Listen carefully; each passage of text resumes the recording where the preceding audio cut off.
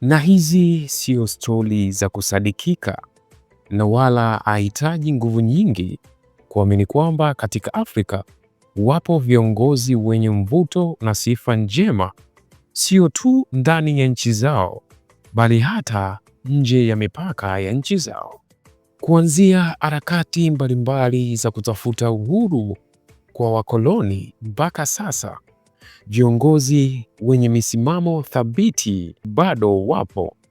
Na kwa leo nimekuletea kiongozi huyu japo kwa uchache tu, upate kufahamu machache yanayomhusu, kuhusu historia yake ya maisha yake tangu kuzaliwa mpaka sasa.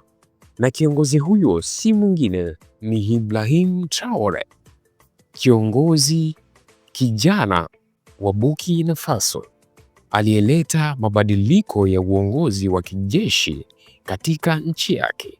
Kabla sijaingia kwa kina kukupa historia ya kiongozi huyu, ni kuombe uweze kusubscribe, kulike na kushare video hii kwa wengine ili uweze kupata taarifa za video nyingine zinapotoka kila wiki.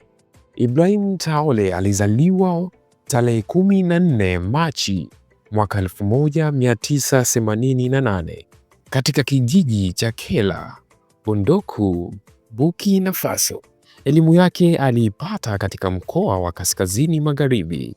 Hii ilikuwa kabla ya kujiunga na chuo kikuu cha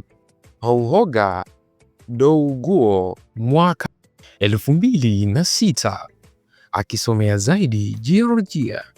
Akiwa ni miongoni mwa wanafunzi wenye msimamo thabiti, mnamo mwaka 2009 Traore alijiunga na jeshi la Burkina Faso akipata mafunzo maalum ndani na nje ya nchi.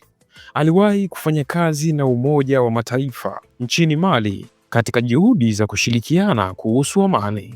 Uzoefu wake ulipelekea kupata nafasi ya uongozi katika jeshi la nchini mwake.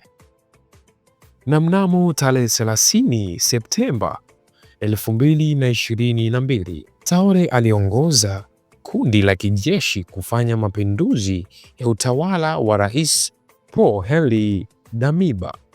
Hatua hii ilipelekea Traore kuwa rais wa muda katika nchi ya Burkina Faso, ambapo uongozi huo uliibua hisia kali ndani ya nchi na nje ya nchi mbalimbali barani Afrika.